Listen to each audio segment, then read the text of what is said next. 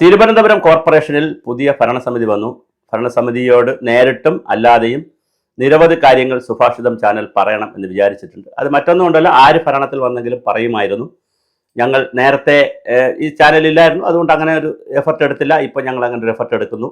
നിരവധി ആളുകളാണ് ഞങ്ങൾക്ക് തിരുവനന്തപുരം കോർപ്പറേഷന് വേണ്ടിയിട്ടുള്ള നിർദ്ദേശങ്ങൾ അയച്ചു തരുന്നത്. മാത്രമല്ല, ഞാൻ വ്യക്തിപരമായി ധാരാളം പഞ്ചായത്തുകൾക്കും MLA-മാർക്കും ജില്ലാ പഞ്ചായത്തുകൾക്കും ഗ്രാമപഞ്ചായത്ത്, ബ്ലോക്ക് പഞ്ചായത്ത്, മുനിസിപ്പാലിറ്റികൾക്കൊക്കെ കഴിഞ്ഞ 10-30 വർഷമായി നിരവധി ആശയങ്ങളും ചിന്തകളുമൊക്കെ പങ്കുവയ്ക്കുകയും പ്രോജക്റ്റുകൾക്ക് ആവശ്യമായ സഹായം കൊടുക്കുകയും ചെയ്തിട്ടുണ്ട്. അപ്പോൾ ആ ഒരു പശ്ചാത്തലം കൂടി വെച്ചിട്ടാണ് ഈ സംസാരിക്കുന്നത്. മാത്രമല്ല, തിരുവനന്തപുരം നഗരത്തിൽ 10-40 വർഷമായി താമസിക്കുന്നു.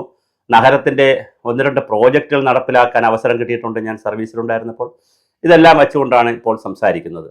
എന്തായാലും നഗരത്തിന് വലിയൊരു മാസ്റ്റർ പ്ലാൻ വരുന്നു എന്ന് കേൾക്കുന്നു. നരേന്ദ്രമോദി കൊണ്ടുവരുമെന്ന് കേൾക്കുന്നു. രാജീവ് ചന്ദ്രശേഖർ ബാംഗ്ലൂർ മാതൃകയിലുള്ള കുറേ പ്രോജക്റ്റുകളെക്കുറിച്ച് രാജീവ് ചന്ദ്രശേഖർ പറയുന്നുണ്ട്. അപ്പോൾ അദ്ദേഹം ബാംഗ്ലൂരിന് വേണ്ടി എന്തോ മാസ്റ്റർ പ്ലാൻ നേരത്തെ തയ്യാറാക്കിയിരുന്നു ഏതോ ഏജൻസികളെ കൊണ്ട്. അപ്പോൾ അത്തരം ഏജൻസികൾ ചിലപ്പോൾ അതിൻ്റെ അണിയറയിൽ പ്രവർത്തനം നടക്കുകയായിരിക്കും. അതെല്ലാം നടക്കട്ടെ. അതെല്ലാം നടക്കുമ്പോഴും തിരുവനന്തപുരം കോർപ്പറേഷനിലെ നദികളുടെ അല്ലെങ്കിൽ ജലസ്രോതസ്സുകളുടെ സംരക്ഷണത്തെക്കുറിച്ചാണ് ഇന്നലെ നമ്മളൊരു വീഡിയോ ചെയ്തിരുന്നത്. അത് വലിയ അക്സെപ്റ്റൻസ് ആണ് കിട്ടിയത്. അതുകൊണ്ടാണ് വിവിധ വിഷയങ്ങൾ, വിവിധ പ്രദേശങ്ങളെ സംബന്ധിച്ചുള്ള ഒരു കേന്ദ്രീകരണത്തെ സംബന്ധിച്ചുള്ള വീഡിയോകൾ ചെയ്യുക എന്നുള്ള. ഈ സ്ഥലമെല്ലാം നേരിട്ട് കണ്ടിട്ടാണ് നമ്മൾ വീഡിയോ ചെയ്യുന്നത്. ഷൂട്ട് ചെയ്തിട്ടില്ല. ഷൂട്ട് ചെയ്യാൻ തീർച്ചയായിട്ടും അത് വേറൊരവസരത്തിൽ ഷൂട്ട് ചെയ്ത് കൂടി നമ്മൾ കാണിക്കുന്നതാണ്. ഇന്നലെ സന്ദർശിച്ച സ്ഥലം, അത് നിരവധി ആളുകൾ കൂടെ ഉണ്ടായിരുന്നു. പൂജപ്പുരയിലുള്ള പ്രാദേശിക ആളുകളുണ്ടായിരുന്നു, അക്കാഡമിഷ്യന്മാരുണ്ടായിരുന്നു, വിവിധ ആളുകളുണ്ടായിരുന്നു. അവരുമായി പൂജപ്പുര പ്രദേശം ഒന്ന് സന്ദർശിക്കുകയുണ്ടായി.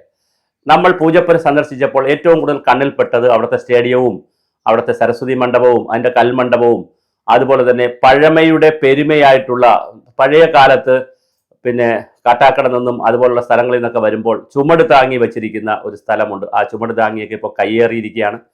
അതെല്ലാം ഉള്ളൊരു വലിയ പ്രതാപകാലം, ഒരു പ്രതാപകാലം പൂജപ്പുരയ്ക്ക് ഉണ്ടായിരുന്നു. ആ പ്രതാപകാലത്തെ സവിശേഷതകൾ പറയാനാണ് ഇപ്പോൾ ഉദ്ദേശിക്കുന്നത്.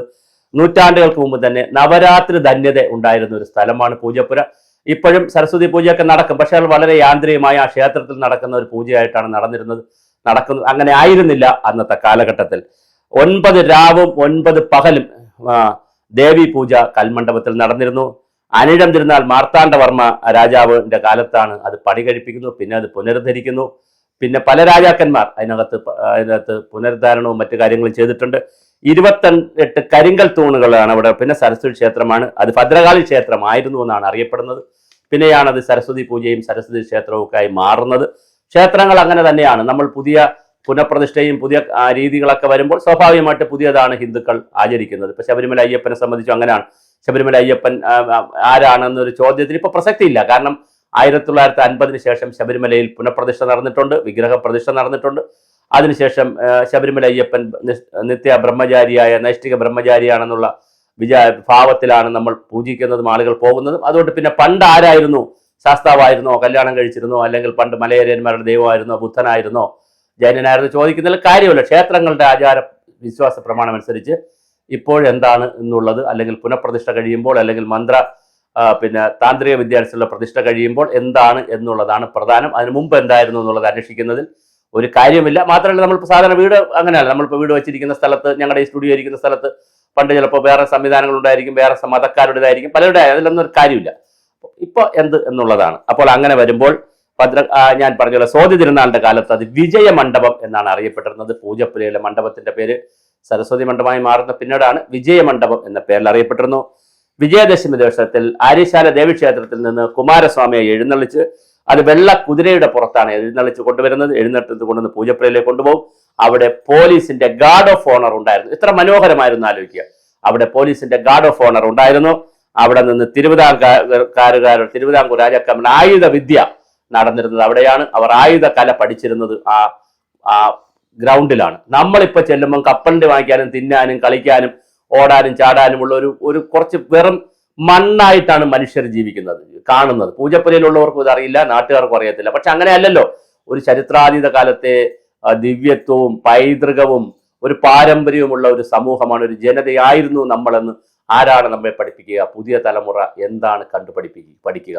അവിടെ വരുമ്പോൾ ഇരിക്കുന്ന വളരെ അശാസ്ത്രീയമായിരിക്കുന്ന കുറെ കടകളും ഞാൻ ഇന്നലെ കണ്ടതാണ്. കുറെ കയ്യേറ്റങ്ങളും ഓടയുടെ പുറത്ത് വച്ചിരിക്കുന്ന കുറെ സ്ഥാപനങ്ങളും അവിടെ പല സ്ഥാപനങ്ങൾ കണ്ടു. ഒരു കുട്ടികളെ പഠിപ്പിക്കുന്ന ഒരു കുഞ്ഞു സ്ഥാപനമുണ്ട്, അത് ഒരു ഓട നികത്തിയാണ് വച്ചിരിക്കുന്നത്. അത് ഉദ്ഘാടനം ചെയ്തിരിക്കുന്നതും പ്രമുഖരായ നേതാക്കളാണ്. സങ്കടമുണ്ട്, അങ്ങനെ ഒരു ഓട നികത്തി പിന്നെ അതിന്റെ പുറത്തുകൂടി ഒരു കുട്ടികളെ പഠിപ്പിക്കുന്ന ഒരു സ്ഥാപനം വെച്ചിരിക്കുന്നു. അതിനകത്ത് കുട്ടികൾ ചാടി കയറണം, ചാടി ഇറങ്ങണം. ചാടി ഇറങ്ങിയാൽ നേരെ റോഡിലാണ് ഇറങ്ങുന്നത്, ചാടി കയറേണ്ടത് റോഡിൽ നിന്നാണ്. എത്ര സുരക്ഷിതത്വമുണ്ട്. അതുകൊണ്ട് അവിടെ കുട്ടികളെ ആരെങ്കിലും അയക്കുമോ? വളരെ പാവപ്പെട്ട കുട്ടികളെ വീട്ടിൽ ശല്യമാണെങ്കിൽ അങ്ങോട്ട് അയക്കും. അതുപോലെ തന്നെ ആ വരുന്ന തോട് ഇങ്ങേക്ക് വരുമ്പോൾ എത്ര ആളുകളാണ് കയ്യേറി പല രൂപത്തിൽ തോടിനെ കയ്യേറിയിരിക്കുന്നത്. വളരെ വളരെ മോശമായിട്ടുള്ള രീതിയിൽ കയ്യേറ്റങ്ങൾ നടന്നിട്ടുണ്ട്. ഇതെല്ലാം ഇന്നലെ കണ്ടതാണ്. ഞാൻ അവിടെ നിൽക്കട്ടെ, വീണ്ടും സരസ്വതി മണ്ഡപത്തിലേക്ക് വരാം. അവിടെ തന്നെ ആയുധവിദ്യ നടന്നിരുന്നു. ഗുരുവാണ്, ആയുധവിദ്യയുടെ ഗുരുവായ ദേവസേനാധിപനായ വേൽമുരുകനാണ് ആയുധവിദ്യയുടെ മണ്ഡപത്തിൽ അവിടെ വന്നിരുന്നത്. അല്ലെങ്കിൽ ആയുധവിദ്യയുടെ വേൽമുരുകനുമായിട്ടുള്ള ഒരു ബന്ധമാണ് ആ മണ്ഡപത്തിൽ പറയുന്നത്. തീർച്ചയായും ആ മണ്ഡപവും മണ്ഡപത്തിന്റെ ചുറ്റുമുള്ള പ്രദേശവും സാധാരണ താഴേക്ക് ഒരു ഗാർഡൻ ഉണ്ട്. നമ്മൾ അതായത് അച്യുതമേനോൻ സെന്ററിന്റെ അവിടെ എത്തുമ്പോൾ ഉള്ള, അതായത് ജയിലിൽ കഴിഞ്ഞു വരുന്ന അച്യുതമേനോൻ സെന്ററിന്റെ പ്രധാന ജയിൽ കഴിഞ്ഞു വരുന്ന അവിടെ ഒരു ഗാർഡൻ ഉണ്ട് ഒരു ഇടതുവശത്ത്. അത് കഴിഞ്ഞാൽ കിടക്കുന്ന ചാടിയറയിലേക്ക് തിരിയുന്ന സ്ഥലം മുതലാണ് ഇതിന്റെ ഒരു സ്ക്വയർ ആരംഭിക്കുന്നത്.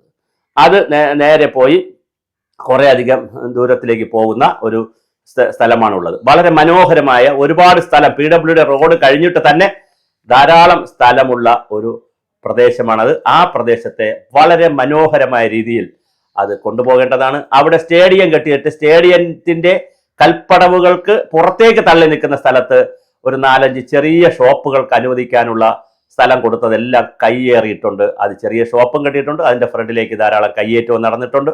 അപ്പോൾ അതെല്ലാം വളരെ അശാസ്ത്രീയമാണ്.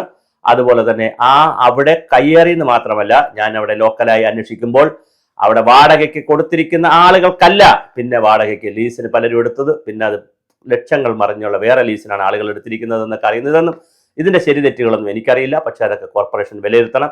അവരെ ആരെയും ഒഴിപ്പിക്കണം എന്നൊരു അഭിപ്രായം എനിക്കില്ല. പക്ഷെ അവരെ എല്ലാം ശാസ്ത്രീയമായി പുനഃസംഘടിപ്പിക്കണം, പുനഃക്രമീകരിക്കണം ആ പൂജപ്പുര ജംഗ്ഷൻ. എന്നിട്ട് ഏറ്റവും മനോഹരമായ ഒരു പൈതൃക ചത്വരമായി, പൈതൃക സ്ക്വയറായി, ആരോ രാജാവിന്റെ പേരോ, സ്വാതി തിരുനാൾ മുതൽ ചിത്ര തിരുനാൾ മുതൽ ഒരുപാട് രാജാക്കന്മാരുടെ മണ്ഡപം പണിയിച്ച രാജാവിന്റെ ഉൾപ്പെടെ പേരുണ്ട്. അനുര തിരുനാൾ മാർത്താണ്ഡവർമ്മയുടെ ഒക്കെ പേരുണ്ട്. അവരുടെ ആരുടെയും പേരിലോ, അല്ലെങ്കിൽ സുഗതകുമാരി ടീച്ചറിന്റെ പേരിലോ, അല്ലെങ്കിൽ അക്ഷര നഗരി എന്ന പേരിലോ. അക്ഷര നഗരി നല്ലതാണ്, കാരണം അക്ഷരമാണല്ലോ അവിടെ നിന്ന് കൂടുതൽ. സരസ്വതി പൂജ വിദ്യ എന്ന് പറയുമ്പോൾ വിദ്യയാണ്, വിദ്യാപീഠമെന്നോ എന്തെങ്കിലും നല്ലൊരു പേരിട്ട് നല്ലൊരു ചത്വരം അവിടെ തീർക്കേണ്ടതാണ്. അതിലൂടെ സീനിയർ സിറ്റിസന്മാർക്കും നടക്കാൻ വരുന്നവർക്കും എല്ലാവർക്കും പറ്റുന്ന അതിമനോഹരമായ ഗാർഡനുകളും ലൈറ്റുകളും ഒക്കെ ഇട്ട് തിരുവനന്തപുരത്തിന്റെ ടൂറിസ്റ്റ് സ്ഥലവുമായി കൂടി, ഒരു പൈതൃക ടൂറിസ്റ്റ് സെന്ററായി കൂടി പൂജപ്പുരയെ മാറ്റാൻ സാധ്യതയുണ്ട്. ഇത്തരത്തിൽ തിരുവനന്തപുരത്തെ നിരവധി കേന്ദ്രങ്ങൾ, മിനിമം ഒരു 10-20 കേന്ദ്രങ്ങളെങ്കിലും സന്ദർശിച്ച് ഇത്തരത്തിലുള്ള മനോഹരമായ കാര്യങ്ങൾ ചർച്ച ചെയ്യണം. ഇത് ഞങ്ങൾ ഈ ചാനലിലൂടെ പറയുന്നത് പൊതുജനങ്ങൾ ഇത് ചർച്ച ചെയ്യണം. ഇന്നലത്തെ ചാനലിൽ ഞങ്ങൾ വെള്ളത്തെക്കുറിച്ച് ചെയ്തത്, ജലസ്രോതസ്സുകൾ ചെയ്തത് കോഴിക്കോടും കണ്ണൂരും കാസർഗോഡും ഉള്ളവരെല്ലാം കാണുകയും നമ്മളെ വിളിക്കുകയും അഭിപ്രായം അറിയിക്കുകയും ചെയ്തു. അപ്പോൾ ഇങ്ങനെ ഇടുന്നത് നമ്മളുടെ പ്രേക്ഷകരും മറ്റുള്ളവരും കാണുകയും BJPയിലുള്ളവരും RSSലുള്ളവരും കോൺഗ്രസിലുള്ളവരും കമ്മ്യൂണിസ്റ്റ് പാർട്ടിയിലുള്ളവരും പിന്നെ മേയറും അവിടെയുള്ള സംവിധാനങ്ങളും കൗൺസിലർമാരും എല്ലാവരും കാണേണ്ടതാണ്. അതിനാണ് നമ്മൾ ഈ വീഡിയോ ചെയ്യുന്നത്. ഇതൊരു പൊതുജന ചർച്ചയ്ക്ക് വയ്ക്കുന്നു. മറ്റൊരുപാട് വിവാദങ്ങൾ ചെയ്തുകൊണ്ട് ചാനലിന് റേറ്റ് കൂട്ടുക എന്നുള്ളതല്ല. ഇത് ഒരു സാമൂഹ്യ വിഷയം എന്നുള്ളതിൽ ഒരു പൈതൃക ഗ്രാമമാക്കാൻ, സിറ്റിക്കകത്ത് പറയുമ്പോൾ ഗ്രാമം എന്ന് പറയുന്നതിനേക്കാളും ഒരു സ്ക്വയർ ആക്കാൻ, പൈതൃക സ്ക്വയർ ആക്കാനുള്ള എല്ലാ സാധ്യതയുമുണ്ട്. അത് ചെയ്യേണ്ടത് കാലത്തിനോട് ചെയ്യുന്ന ഒരു നീതിയായിരിക്കും, ഒരു കാവ്യനീതിയായിരിക്കും. അത് ഇനിയെങ്കിലും സ്വതന്ത്ര കേരളത്തിൽ, സ്വതന്ത്ര ഭാരതത്തിലും നടക്കട്ടെ. പൂജപ്പുരയുടെ പഴയ പ്രതാപം വീണ്ടെടുക്കാൻ നമുക്ക് കഴിയട്ടെ.